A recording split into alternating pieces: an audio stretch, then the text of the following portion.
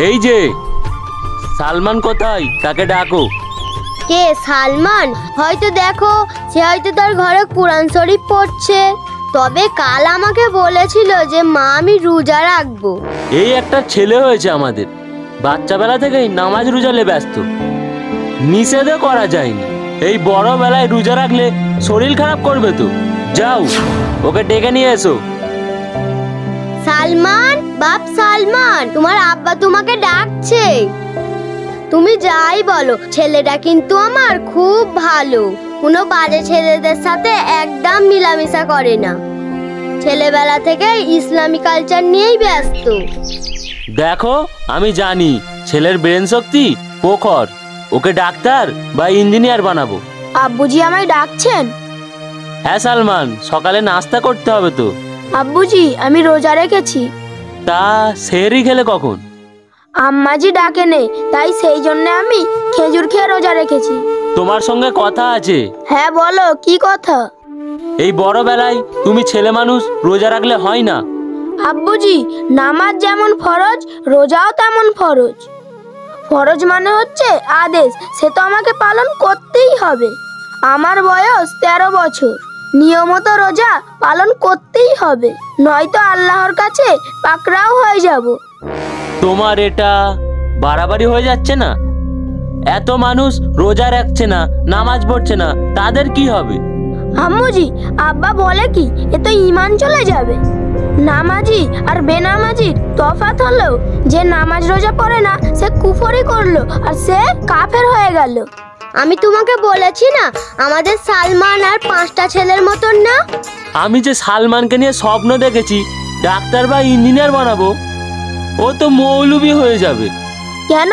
মৌলবি হলে কি অসুবিধা? তোমার পাপ হবে না, পাপ নয়, তবে তুমি যেভাবে মানুষ হচ্ছ, আলেম হয়ে মসজিদ মাদ্রাসায় চাকরি করে তুমি কতই বা ইনকাম করবে বলো?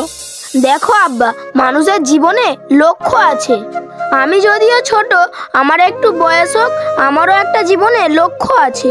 আমিও সেই লক্ষ্যই পৌঁছাবো ইনশাআল্লাহ। আম্মুজি, আব্বাজি যদি আমাকে ডাক্তার ইঞ্জিনিয়ার বানানোর স্বপ্ন দেখে, আমি সেই স্বপ্নই পূরণ করব ইনশাআল্লাহ। কারণ একজন ডাক্তার যদি একটা অসহায় মানুষের পাশে দাঁড়াতে পারে, সেটাও একটা মস্ত বড় ইবাদত। আব্বা তুমি নিশ্চিন্ত থেকো, তোমরা দুজন আমার জন্য দোয়া করো। তোমাদের দোয়া আমার সাথে থাকলে আল্লাহ পাক নিশ্চয়ই তোমার লক্ষ্য আমাকে পৌঁছে দেবে। এই তো আমার সোনা ছেলে, আমি আজ থেকে নিশ্চিন্ত হলাম। আমার সালমান আমার আশা পূরণ করবে। আরবি না, ও যেভাবে চলতে চাই, যখন যা জিনিস চাই আমাকে বলবে, আমি এনে দেবো। আব্বুজি, তোমার কাছেও তো আমি কিছু আবদার করতে পারি। হ্যাঁ অবশ্যই আবদার করতে পারো, বলো কি আবদার? আব্বুজি, হায়াত মৌত আল্লাহর হাত, কার কখন মৌতের ডাক পড়বে আল্লাহ ছাড়া কেউ জানে না। আর আমি তো চাইবো আমার আব্বা মা দিনের পথে থাক। হ্যাঁ সালমান, তোমার কথা আমি বুঝতে পেরেছি। তোমার আম্মুও তো নামাজ রোজা নিয়মিত করে, আমিও আজ থেকে তওবা করে দিনের পথে ফিরে আসবো ইনশাআল্লাহ। ঠিক আছে সালমান, তুমি যেভাবে চলছো আমরা সকলে সেভাবে চলার চেষ্টা করব। তবে তুমি যে খেজুর খেয়ে রোজা রেখেছো, এটা কি হবে? একটু কষ্ট হবে, তবে সহ্য করে নেব, রোজা ভাঙা যাবে না। এবার আমি আসি। হ্যাঁ যাও, একটু রেস্ট নাও।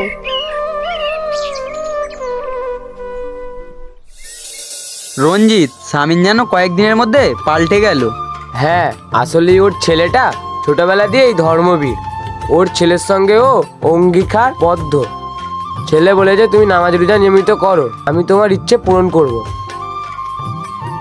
একটু দেরি হয়ে গেল ভাই, সব ঠিক আছে তো? হ্যাঁ সব ঠিক আছে, তোমাকে নিয়েই গল্প হচ্ছিল। আমাকে নিয়ে আর কি গল্প থাকতে পারে?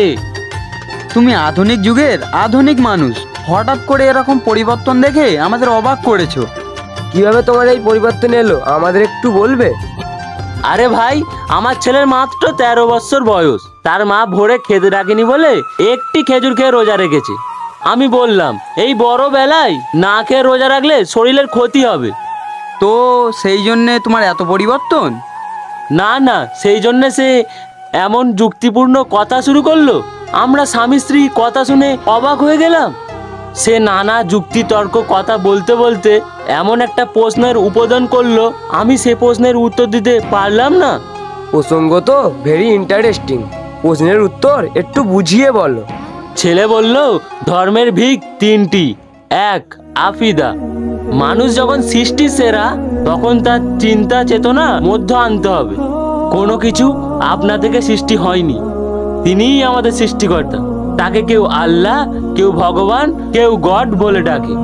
এবার আমি মানুষ যখন সৃষ্টির সেরা, আমার চিন্তা ও চেতনা বুদ্ধিতে আনতে হবে। তিনি আমাকে কেন সৃষ্টির সেরা করে পাঠালেন?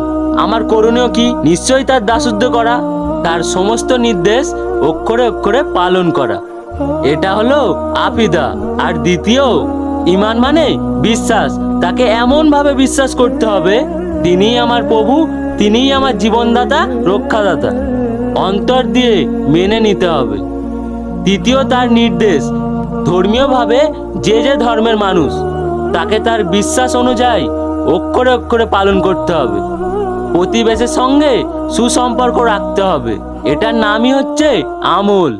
চমৎকার। তবে ভাই আমি এইটুকু বুঝলাম, প্রত্যেক ধর্মের মানুষ যদি নিজ ধর্মে সঠিকভাবে পালন করে, তাহলে সে অপর ধর্মের প্রতি বিদ্বেষ পোষণ করবে না। ধর্মে ধর্মে জাতপাতে হানাহানি হবে না। পৃথিবীটা সুন্দর থাকবে। ঠিক আছে, ইফতারের সময় হয়ে গেছে, এবারে বাড়ি চলো। অনেক জ্ঞান গড হলো, এবারে বাড়ি চলো।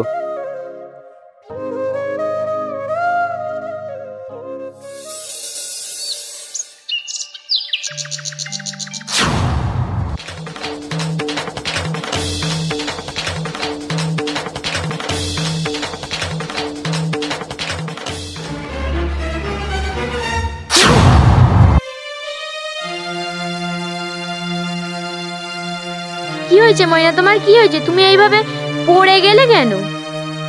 কাকিমা, আমি রোজায় আছি, তাই আমার একটু মাথা ঘুরে গেল। তোমার বাড়ি কোথায় ময়না? আমার বাড়ি অনেকটা দূর কাকিমা। তা তুমি রোজা করে এতটা পথ যাবে কিভাবে?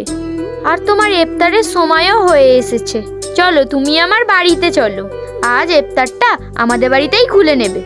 না কাকিমা, আমি তোমাদের বাড়িতে যেতে পারবো না। কেন? আমরা হিন্দু বলে কি আমাদের বাড়িতে ইফতার খোলা যাবে না?